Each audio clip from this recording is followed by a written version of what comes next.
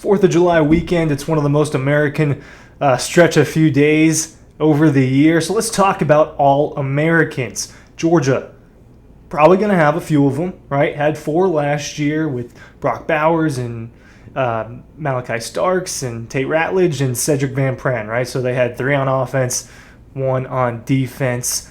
Athlon Sports has given their predictions. A lot of people have given their predictions about who will be All-Americans for Georgia this season. And the names are common, and you find it across the board. You can even go back to January when ESPN and all these sites were doing their way too early All-Americans for 2024. There are a few constants, and then I have my twist. I think that there are more guys with All-American potential this season than these lists are showing. But people are shooing in these 3 guys pretty much. Malachi Starks, safety, Carson Beck, quarterback, and Tate Ratledge. He will be playing right guard unless there is some sort of shift or rotation in the offensive line that I don't know about yet. So I haven't heard about that if Tate Ratledge is not the right guard and things are moving on. I know he has gotten some snaps at center this offseason. I think that's a little bit more of a depth and a precaution thing with a new starter at that position with Jared Wilson that, hey, they're really excited about. Will he follow it up and be an All-American like Cedric Van Pran was? I don't think so. But look, Carson Beck, here's the deal there. Georgia's going to win a lot of games. They're going to be in a lot of big games. He's the Heisman frontrunner heading into the thing. Not frontrunner. He's the favorite to win it heading into the season. So before the season even starts. Right ahead of Quinn Ewers, right?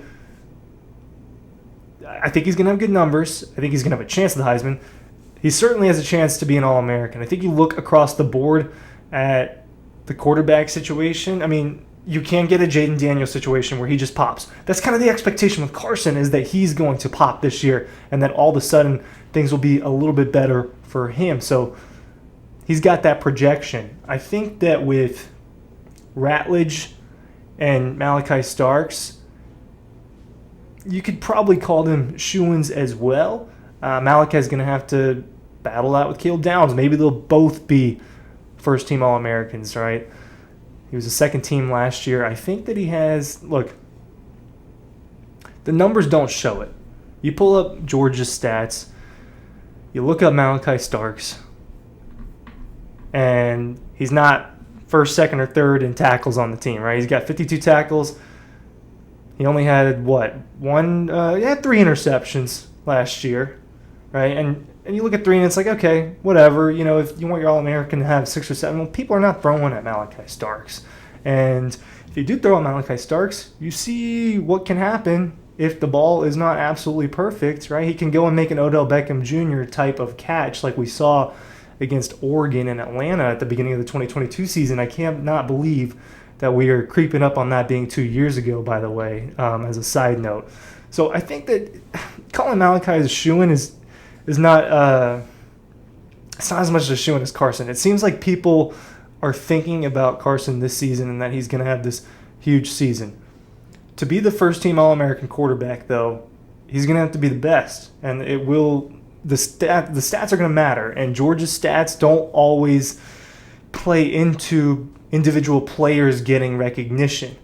Brock Bowers obviously got a ton of recognition in the last couple of years. Stetson Bennett did, but Stetson Bennett wasn't an All-American quarterback, and that's the expectation for him this season.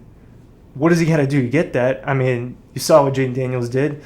We could look at the history of first-team All-American quarterbacks, but I'm going to tell you right now, there's going to be a lot of Heisman winners on that list. There's going to be people like Caleb Williams on that list, and guys like Trevor Lawrence and all sorts of really talented players. That's the expectation for Carson Beck this season. I do think that he probably ends up as an All-American. I foresee him having a really good year, 4,000-plus yards. I think the numbers improve. I think that he probably has a better TD to INT ratio. The schedule is going to be tough, and the real big thing about that with Georgia, because you're not just going to look at the stats, you're going to have the moments as well. He's going to have opportunities over and over again on a huge stage.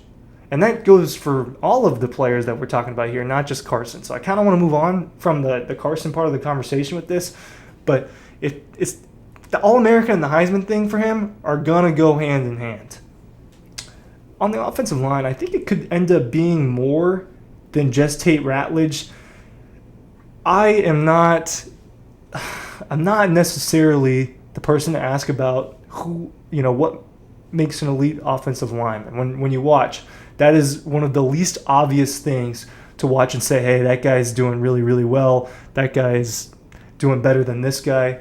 It's not as obvious. And especially at a Georgia where the whole line is just really, really good. And I think that this unit, we're talking about 3 years straight where they're getting snubbed of a Joe Moore Award, and they arguably were the best offensive line in the last 3 seasons. And I don't think that changes this year with Cedric Van Pran's departure. We know how much of an athletic freak that Jared Wilson is.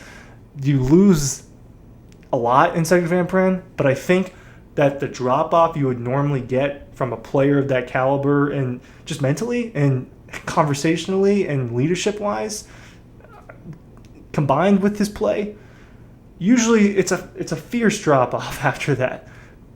But that's not the sense that I'm getting with the way that they're talking about Jared Wilson, the way that they talked about him all spring. They were gassing him up the entire time, trying to make us believe that he was running faster than some of the DBs and the wide receivers. That's BS, but I do believe that he's an athletic freak. Ernest Green is considered a future first-round pick, potentially this next coming year at left tackle for Georgia. If he has a bigger year than he did in 2023, I think that he'd be subject to be an All-American. So I do think that some of these outlets are overlooking players.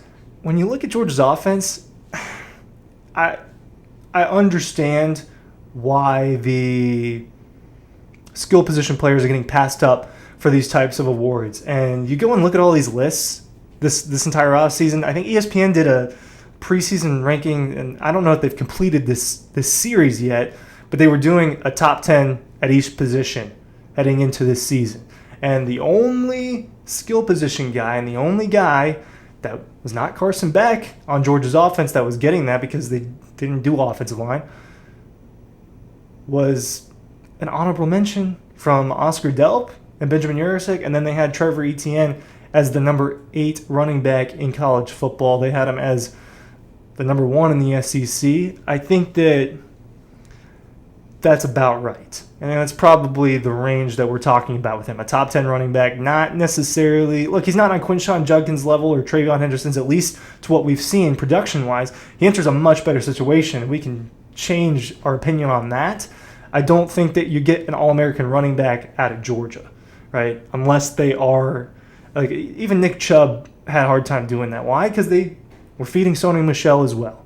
And you're going to get that because it's not just going to be Trevor Etienne getting the ball in the backfield. Roger Robinson's going to need touches. I think that the freshman that I'm most excited about to watch in that room is Nate Frazier. They gave him number 3. And running backs that wear number 3 for Georgia usually do well unless you're Andrew Paul and you just don't play. But recently that's been a pretty good trend. And if you see the clips, he looks like a pretty electric player. A good mix of speed and strength. You don't see the skill position players. You don't see Dominic Lovett. You don't see Ra Thomas you see my point? I'm having a harder time coming up with the names because Georgia's going to do this thing by committee. I don't think they'll have a 1,000-yard receiver. I think it'll be just the way it was in terms of passing. Carson Beck statistically will get the biggest benefit out of that. That's why he's on these lists, not just because of how good he is. On defense for Georgia, I think that Mykel Williams has it in him to be an All-American caliber defensive end / outside linebacker, because apparently he's going to be standing up some now. It's not just going to be on the defensive line. He's going to play a little bit outside linebacker. I think a lot of that is them losing multiple guys at that spot in the portal. I think that's where most of that comes from, because they've got guys. They've got guys at that spot, and they've got Chaz Chambliss as well. So it's going to be more of a rotation thing. Maybe that is the best way to utilize Mykel, but he's got All-American type potential. A guy that can get double-digit sacks. He can get double-digit sacks, is all I'm going to say. I don't know what it's going to take for him to do that. Maybe it's because Georgia's offensive or defensive line hasn't been as good this past year as it was a couple years ago. That does affect it, and that makes his life harder than what it was for guys back then. But that was totally committee style. There wasn't a guy on Georgia's defense where you just looked at his stats and you were mind blown, other than Nakobe Dean. And even his weren't. It wasn't like Roquan Smith level of stats. Georgia's going to rotate so much in that linebacker room. And as talented as Raylan Wilson and Smile London and C.J. Allen and Jalen Walker and all these guys are, they're just not going to have the numbers to be an All-American. And so that's the reasoning why you don't see guys like that. Plug them into a different team, plug them into a lot of different teams. Their talent would bring them that. I am totally in the belief that Smile London could test his way into being a high draft pick, kind of like the way Quay Walker did. I don't think that's a crazy statement. And then you go back into Georgia's secondary. Well, why is Malachi Starks the only one? Because he's one of the only returning guys, right? Javon Bullard was an All-American candidate last year. He's gone. Tyke Smith's gone. Kamar Lesso's gone. The guys that we thought about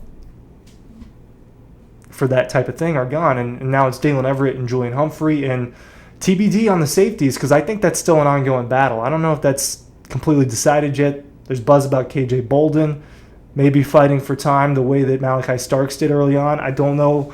The path is there because there's open spots, but I don't want to hang my hat on that the way I did 2 seasons ago when I was talking about how I think Malachi could start immediately. I don't feel as strongly about KJ as I do about Malachi. In terms of that, I do think KJ could be a really good player. But you just go across, and the reason Ohio State's not going to have a ton of All-Americans. There's not going to be one team that just has a ton of them. And partially because of how stacked they are. That's part of Georgia's problem on defense is they rotate so much. It's not a problem. It's a very, very good thing. It doesn't lend itself into individual player awards as we've seen over the last few years, but big success can get you that.